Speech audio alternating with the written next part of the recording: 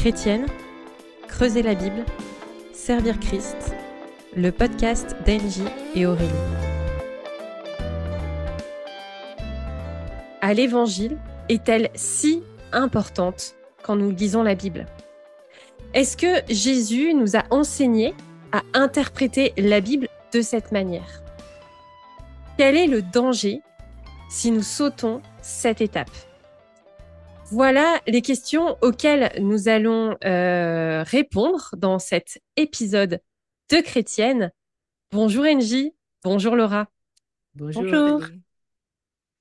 Alors avant de rentrer concrètement dans le vif du sujet, on aimerait vous parler un petit peu de Laura Angers, qui est donc avec nous. Peut-être que vous avez reconnu un petit peu l'endroit dans lequel elle se trouve, parce qu'on a enregistré il y a pas très longtemps avec Dominique Angers. Je vous laisse deviner quel est le lien.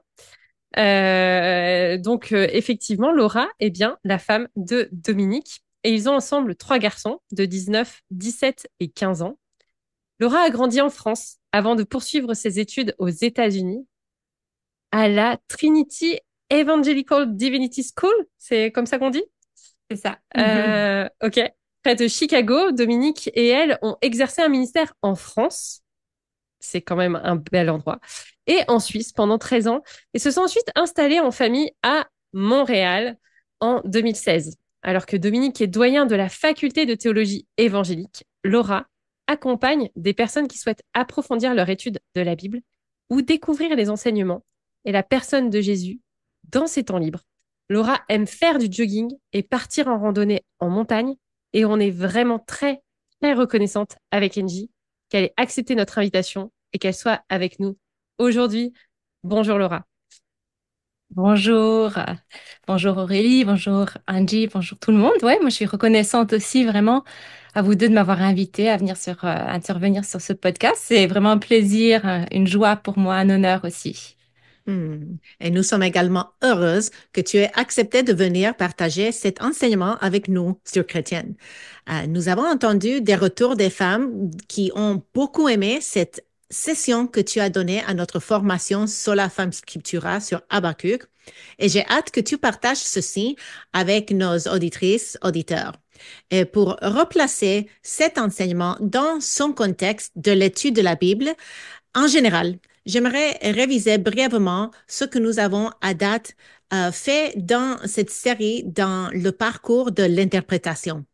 Le premier pas était l'étude que j'ai donnée sur l'importance d'identifier la structure d'un passage pour bien comprendre son point principal, son emphase.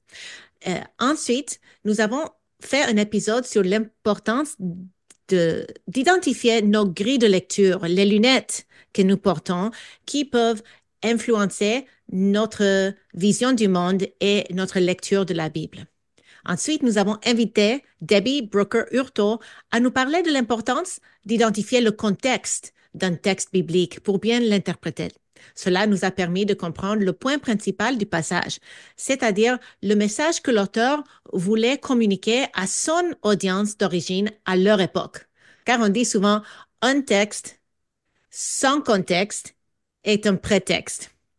Et aujourd'hui, nous allons attaquer l'étape suivante dans le parcours de l'interprétation, le lien avec l'Évangile. Et à ce stade-là, quelle est la question qu'on devrait se poser, Laura? Tout simplement, comment ce passage se rattache-t-il à l'évangile de Jésus-Christ? Donc, cette question peut vous paraître surprenante, surtout pour certains livres de l'Ancien Testament. Et moi, en fait, quand j'ai commencé à utiliser la méthode de Sola Femme Scriptura, dont Angie vient de vous parler, pour étudier des passages de la Bible, c'est une méthode qui est grosso modo la même méthode que Charles Simeon Trust, pour ceux d'entre vous qui connaissent. Et ben, quand j'ai commencé à utiliser cette méthode-là, je me suis posé la question de pourquoi cette question était là. La question que je viens de dire, comment ce passage se rattache-t-il à l'évangile de Jésus-Christ? Mais en fait, ce que j'ai découvert au fil du temps, même si je la trouvais très difficile au début, et c'est ce que j'aimerais vous partager aujourd'hui, c'est que cette question est vraiment clé et que même si elle demande une réflexion qui peut prendre du temps, eh ben, ça vaut vraiment la peine d'y réfléchir. Alors justement, Hubert, dis-nous pourquoi est-ce que cette question est-elle importante et qu'est-ce que finalement, où est-ce qu'elle nous amène? Ben, dans un premier temps, réfléchir à cette question enrichit et nourrit notre propre foi. Hmm. Parce que la beauté de l'Évangile est mise en lumière de façon toute spéciale. Donc, personnellement, en étudiant les 3 chapitres du prophète Habakkuk ces derniers mois, j'ai pris le temps de répondre à cette question. Comment ce passage se rattache-t-il à l'Évangile de Jésus-Christ? Et honnêtement, j'ai été vraiment émerveillée de nombreuses fois par les richesses de l'œuvre de Jésus. J'en suis ressortie encore plus ancrée dans la bonne nouvelle de l'Évangile et dans le repos de ce que Jésus a fait pour moi.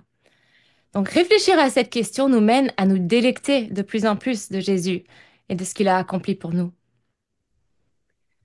Hmm. Excellent. Et est-ce que tu peux nous expliquer un peu pourquoi cette étape est importante et nécessaire quand on étudie en particulier un passage de l'Ancien Testament et surtout dans le contexte de nos formations chez Sola Femme Scriptura, on s'est penché sur les prophètes. Mhm. Ah bah, si on connaît un peu l'Ancien Testament, on sait qu'il y a des prophéties spécifiques par rapport au Messie à venir, qui annoncent le lieu de sa naissance, par exemple. Mais est-ce que tous les livres de l'Ancien Testament et des prophètes et tous les textes dans ces livres ont réellement un lien clair avec l'évangile de Jésus-Christ? Ben, pour répondre à cette question, il faut en fait regarder la manière dont Jésus lui-même lisait et comprenait la Bible. Donc, j'aimerais qu'on lise ensemble un passage de l'évangile de Luc, en Luc 24, 44 à 47. Aurélie, est-ce que tu pourrais lire le passage, s'il te plaît? Avec plaisir. Après sa résurrection, Jésus se montre à ses disciples et leur dit, puis il leur dit, Voici ce que je vous ai dit quand j'étais encore avec vous. Il faut que s'accomplisse tout ce qui est écrit de moi dans la loi de Moïse, dans les prophètes et dans les psaumes. Là-dessus, il leur ouvrit l'intelligence pour qu'ils comprennent les Écritures. Vous voyez, leur dit-il, les Écritures enseignent que le Messie doit souffrir, qu'il ressuscitera le 3e jour, et qu'on annoncera de sa part à tous les peuples, en commençant par Jérusalem, qu'ils doivent changer pour obtenir le pardon des péchés. Ça fait réfléchir. Et il y a plein d'autres textes dans le Nouveau Testament qui soulignent ce même principe. Et on pourrait se demander, selon Jésus, dans ce passage, quel livre de l'Ancien Testament annonce sa venue? Seulement certaines portions de ces livres ou bien tous? Ben, tous, c'est quand même assez clair d'après ce passage. Et comme tu dis, Angie, il y en a plein d'autres en fait aussi. Mhm. Mais dans ce passage, Jésus dit, il faut que s'accomplisse tout ce qui est écrit de moi dans la loi de Moïse, les livres des prophètes et les psaumes. Et cette expression, c'était une manière de dire ben, tous les écrits de l'Ancien Testament. Donc, selon Jésus lui-même, dans ce passage, l'ensemble de l'Ancien Testament enseigne que le Messie doit souffrir, qu'il ressuscitera et que le pardon des péchés sera annoncé à tous les peuples. Donc, selon Jésus lui-même, l'Ancien Testament annonce l'Évangile. Et ouais, j'aime bien le titre d'une Bible pour enfants qu'on a lu avec nos garçons quand ils étaient plus jeunes. Je trouve que ce titre illustre joliment la relation entre l'Ancien Testament et l'Évangile. Et la Bible est intitulée La Bible te raconte Jésus, Mhm. chaque histoire murmure son nom. Mhm. Donc, c'est pas simplement les histoires qui murmurent son nom. Par exemple, tous les textes narratifs qu'on trouve dans la Genèse, par exemple, ou les rois. Mais chaque prophète, chaque psaume annonce, chuchote et murmure d'une manière ou d'une autre l'évangile. Parce qu'en fait, la Bible raconte une grande histoire, une histoire cohérente du début à la fin. Mm. Et le centre de l'histoire, le point culminant, c'est la mort et la résurrection de Jésus-Christ. C'est l'évangile. Donc l'évangile est le centre interprétatif de la Bible, selon Jésus lui-même. Mhm. Comme je l'ai entendu dire récemment, que nous enseignent les Écritures de l'Ancien Testament? Jésus vient. Et que nous enseignent les Écritures du Nouveau Testament? Jésus est venu. Mm. Donc, quand tu étudies un passage de la Bible, c'est vraiment utile et important même de le situer dans cette grande histoire, la grande histoire de la rédemption. Puis, ça va t'aider à mieux comprendre le passage et les applications du passage aussi pour aujourd'hui. Hmm.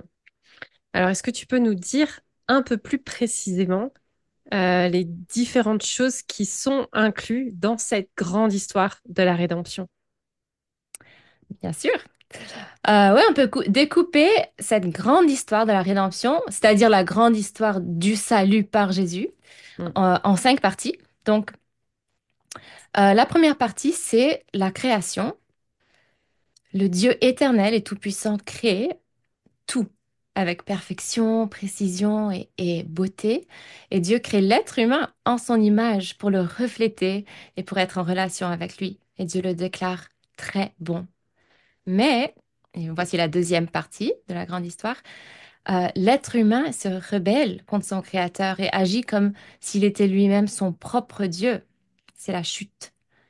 Les conséquences du péché sont désastreuses, la relation de Dieu avec Dieu brisée, la mort physique, la mort spirituelle, les relations humaines brisées, etc.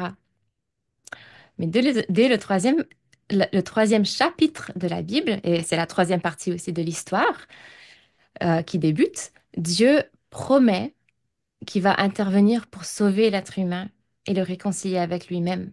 C'est la promesse. Et de Genèse 3 jusqu'à la fin de l'Ancien Testament, on voit en fait cette promesse répétée encore et encore. Le salut va venir, la rédemption arrive. Donc ensuite vient la partie 4, la partie tant attendue, c'est l'accomplissement. Les grandes promesses de l'Ancien Testament sont accomplies en Jésus-Christ et dans l'Église. Mais ça, on le voit clairement dans les évangiles et dans le reste du Nouveau Testament. Donc Jésus-Christ, le Messie promis, pleinement homme et pleinement Dieu, meurt sur une croix à la place des êtres humains qui se sont rebellés contre leur Créateur. Il fait cela vraiment par amour et par pure grâce. Mais Jésus ne reste pas mort. Dieu le ressuscite d'entre les morts. On va fêter ça dans quelques semaines ou très bientôt. Et en ce faisant, il démontre qu'il approuve la vie de Jésus et son sacrifice pour les péchés. Et par sa mort et sa résurrection, Jésus restaure la relation brisée entre Dieu et tous ceux qui croient en lui. Il offre le pardon des péchés et la vie éternelle. Donc, c'est vraiment un accomplissement de tout l'Ancien Testament. Et nous vivons présentement dans cette quatrième étape, cette quatrième partie de l'histoire de la rédemption. Donc, il y a une cinquième partie aussi, parce que même si certaines promesses de l'Ancien Testament sont déjà accomplies, comme le pardon de nos péchés, la réconciliation avec Dieu, notre appartenance à la famille de Dieu, et le fait que Dieu nous déclare justes par la foi, et plein d'autres choses, eh ben, d'autres promesses ne sont pas encore accomplies. Mm. La destruction complète du mal et de Satan, la création de nouveaux cieux, de la nouvelle terre, où on va vivre dans la présence même de Dieu, nos nouveaux corps incorruptibles, spirituels et complètement libres de tout péché. Donc en plus, certaines promesses déjà accomplies le sont en partie seulement. Et je vous donne juste deux exemples. Nous nous reposons en Christ maintenant, déjà, mais un jour, notre repos sera complet. Et deuxième exemple, déjà, nous sommes libérés de la punition que mérite notre péché et de la puissance aussi du péché, mais un jour, nous serons libérés même de la présence du péché et de tout mal. Donc cette partie, la partie 5, c'est le parachèvement. Il va se produire quand Jésus va revenir. Et le préfixe para devant achèvement signifie achèvement complet. Parachever quelque chose, ça veut dire terminer quelque chose en le rendant parfait. Et les prophètes annonçaient une intervention future de Dieu pour sauver, qui annonçait cette intervention future. Ils parlaient tantôt de la partie 4, le déjà pour nous, et tantôt de la partie 5, le pas encore, selon notre point de vue. Et parfois, dans un même passage, un prophète pouvait parler à la fois des parties 4 et 5, de l'accomplissement et du parachèvement. Il ne faisait pas de distinction entre les devenus du Messie.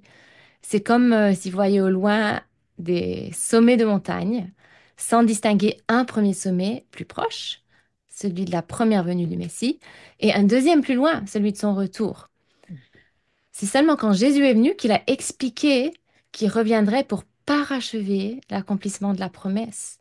Et c'est Jésus lui-même qui a expliqué que la venue du Messie se faisait en 2 temps. Hmm. Donc voilà les 5 étapes de la grande histoire. Merci Laura. Et pour celles et ceux qui nous écoutent, qui ont entendu dans le passé qu'il y avait 4 étapes, création, chute, rédemption et nouvelle création, il n'y a pas de contradiction entre ce que Laura vient de nous partager et ce que vous avez déjà lu, entendu et Mm. assimilé. Et je trouve que ce que Laura vient de partager, c'est plus approfondi, ça va un peu plus loin et ça divise la rédemption entre ce qui est promis et son accomplissement. Donc, j'apprécie beaucoup une autre perspective qui nous aide à aller un peu plus profondément dans cette histoire de la grande histoire de la rédemption. Mm. Et si je comprends bien ce que tu viens de dire, il est important de chercher les liens vers l'Évangile dans un texte de l'Ancien Testament pour 2 raisons.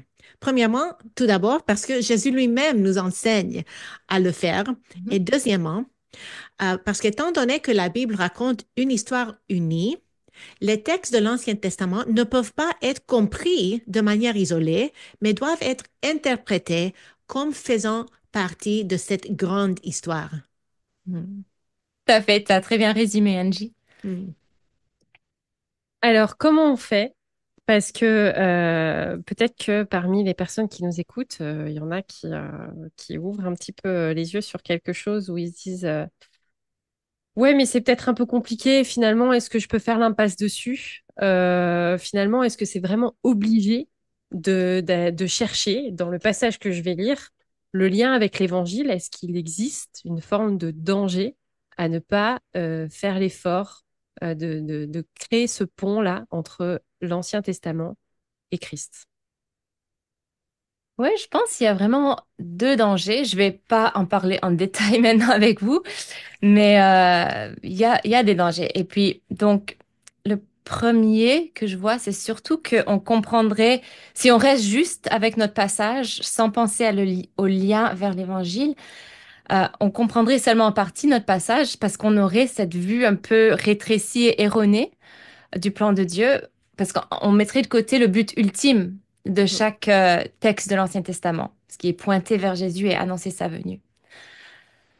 Puis deuxièmement, je pense on ferait facilement des erreurs quant à l'application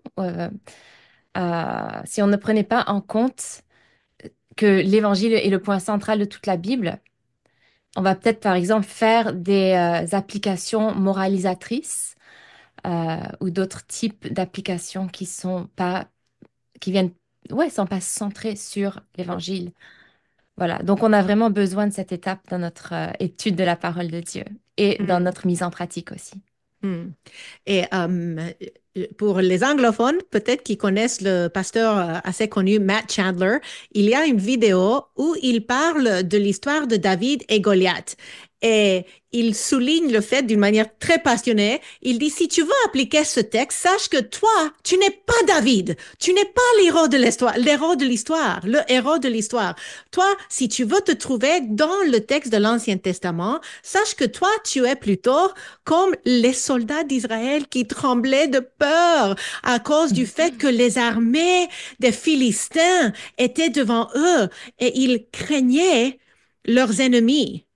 David représente Jésus-Christ et le diable est représenté par Goliath. Donc, cette histoire est un exemple assez connu où, à l'école de dimanche, on aurait pu dire aux enfants, sois comme David, sois courageux et vainque tes ennemis. Et si ça, c'est une application, c'est beaucoup plus loin dans notre enseignement. La première application devrait être que face à tes ennemis, fais confiance à celui qui est plus grand que David, qui a vaincu un ennemi beaucoup plus grand qu'un géant et qui a euh, En tout cas, c'est un peu ça l'idée. Mhm. Et donc, j'aime cette perspective parce que je veux pas enseigner des histoires isolées de l'Ancien Testament à mes enfants en leur Mhm. disant tout le temps, soit comme Noé, soit comme David, soit comme Salomon, quand tous Mhm. ces êtres humains étaient déchus et leur plus grande contribution dans l'histoire de la rédemption était de pointer vers quelqu'un plus grand que eux. Et quand même, on peut reconnaître que leur vie avait certaines euh, leçons à nous donner et nous pouvons les mettre en pratique, mais ça ne devrait pas être notre premier réflexe. Euh, Mais en- peut-être que, j'ai envie de rebondir sur ce que tu dis, Mhm, peut-être que c'est pas tout à fait faux de dire non plus, soit comme Noé, soit comme David, etc. Parce que, en fait, on est appelé aujourd'hui à ressembler toujours un peu plus à Jésus. Et peut-être qu'en fait, le raccourci, c'est justement d'enlever Christ de cette motivation. Et l'objectif, c'est pas de ressembler à Noé ou à David ou etc.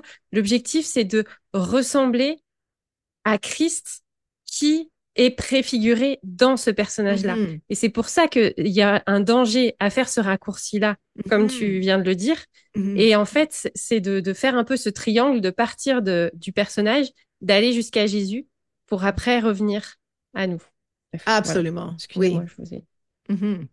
Donc, Laura, avant de nous expliquer comment faire pour trouver des liens vers l'Évangile, pourrais-tu préciser euh, c'est quoi l'Évangile? Mhm. Bonne question. Donc, une définition simple, c'est la bonne nouvelle de ce que Dieu a fait pour nous en Jésus-Christ. Euh, le cœur de l'évangile, c'est bien sûr la mort et la résurrection de Jésus. C'est si simple qu'un enfant peut le dire en 10 mots. Je vais le dire. Jésus est mort pour mes péchés et il est ressuscité. Mais en fait, les écrits de l'Ancien Testament se rapportent non seulement au cœur de l'Évangile, mais aussi à d'autres aspects de l'Évangile. Puis ces aspects incluent son incarnation, sa vie, son ministère, son ascension, son retour et son règne éternel. Et certains passages de l'Ancien Testament et des prophètes en particulier vont plutôt annoncer les bénéfices de l'Évangile. Par exemple, le pardon des péchés, la vie éternelle, euh, notre nouvelle identité en tant qu'enfant de Dieu.